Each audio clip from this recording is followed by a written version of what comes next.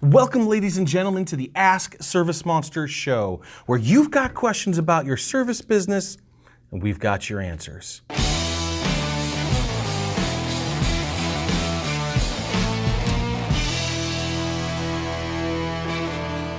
Today's question comes from a series of conversations I've had over the last couple days. The slow season's coming. Surprise! Again. So no matter how many times I talk to service providers over the years, there is always a handful that are surprised that the work has slowed down. You know, Thanksgiving happens, the tree goes up, and you're done.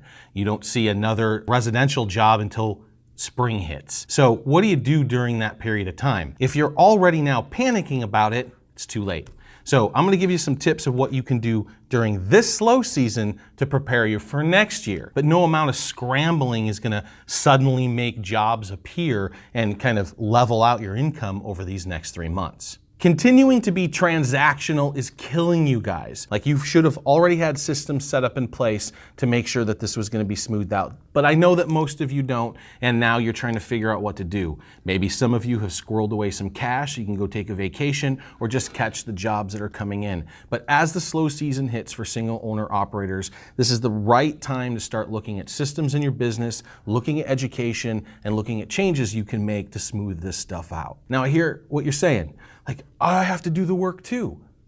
Too bad. Congratulations, you're an entrepreneur. Stop hanging out with buddies, stop binge watching Game of Thrones, and use these next 3 months to actually do some work on your business. Because you can be pushing the wand and working in your business for the rest of your life. You're not gonna get anywhere. Now, if you're a single owner operator and that's where you wanna be, cool, no big deal. And if you've squirreled away some cash over these next 3 months, go to Florida and chill. Like, I'm all about that as long as you've planned for it. But I hear way too many people talking way too often about how all of a sudden it's hit them and now they don't know what they're gonna do. Even worse if you've got employees. If you have 2 or 3 guys that you need to take care of and you can't pay their salary, you got someone answering the phone for you and you can't figure out how to cut her a check, like, that's not a good place to be. I know I wouldn't wanna work for you. So a couple pieces of advice here. First, start to carve out your time that's dedicated to business. You know you're gonna be slow, put jobs where the customers are most likely going to want them towards the end of the week, especially as the festivities start to occur. Maybe Monday and Tuesday, even Wednesday, you reserve for working on the business. You show up and you work harder on this part of your business than you do pushing the wand. That's the point. It's not easy. And so there's a handful of things that you can do to push the ball forward. Focus on education. There's a handful of ways that you can look around and gain insight, learn from other people's mistakes. Facebook groups are a good example, right? Bulletin boards, yep, they're still a thing. All the boomers are hanging out there, but the guys who've already been through what you're going through now. Take the time to study social media marketing. We've got a whole mastery class we're coming out with over the next few days that's consolidated the last 1.5 years worth of data that we've put together for you. So, just start looking at things to improve your business. Start learning SEO and web technologies. You're never gonna sling code, I get it, but know enough so that the SEO guy can't bullshit you, that you know how to talk to the tech or the geek when you need to have a change made that doesn't take 6 hours of their time to change a font. Study your clients' behavior. Look into your CRM.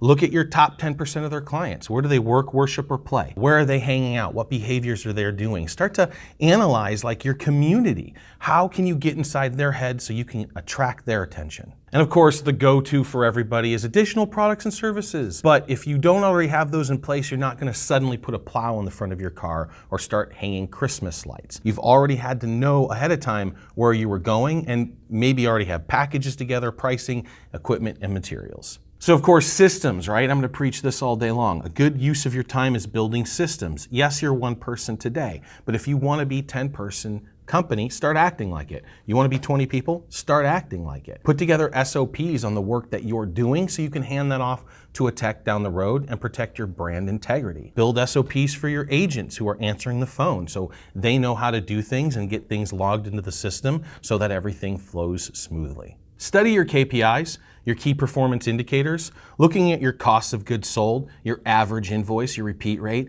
start studying those things. Of course, you've got ServiceMonster, you can go to the dashboard section, but even if you don't, go to QuickBooks and just plug in the numbers, open some spreadsheets and read some blogs, figure it out, and then plug in your numbers and figure out where you're at. I'm going to talk about till I'm blue in the face. Build a client retention program. Intentional contact with your clients on a regular basis. The hard part is content. I get it. So build SOPs around content. Document, don't create, right? Carry your phone around. Like have somebody record you pushing the wand. Like take epic shots down your van and all your hoses. Like pay attention to the stuff Justin cuts on a weekly basis, some of the videos that we do, and just start stealing ideas from what we do. Most of you guys don't have a solid lead capture program, web forms on your sites, or using something like ClickFunnels, API hookups directly into your CRM like ServiceMonster so you can handle those leads and opportunities. Building that out so that you can scale that part of your lead business is a good idea. It's the way to capture more leads, and you know, that's how you bring them in. Now, you don't want to lose them on the backside. That's why I started with client retention. Focus on those first, but then every lead you get in, keep them. Do everything you can. It costs you $80 to get in the door, right? So build up systems that can catch this stuff as you create different marketing programs to bring new clients. How about some marketing campaigns? Content, drip campaigns. Hey, welcome to my newsletter campaign. Like the stuff that happens automatically. You should have systems in place so that when the lead comes in, they get an email, and 3 days later, they get another email, and 3 months later, they get another email, right? That's a little extreme. I'd keep those closer in contact, but you get the idea. Build those systems. At least think it out. Whiteboard it, right? Write it down. Create an SOP. Then figure out how to implement it. Or give us a call and we'll help you. I'm talking about it a lot more lately, building systems for residential contracts. Millennials are ready to throw you $30 a month for a once-a-year deep cleaning and quarterly follow-ups. Boomers didn't want it, millennials do. Put those programs together and they'll help level your income out throughout the year. Facebook and Instagram, use them a lot. Too many people are like, I tried it and it didn't work.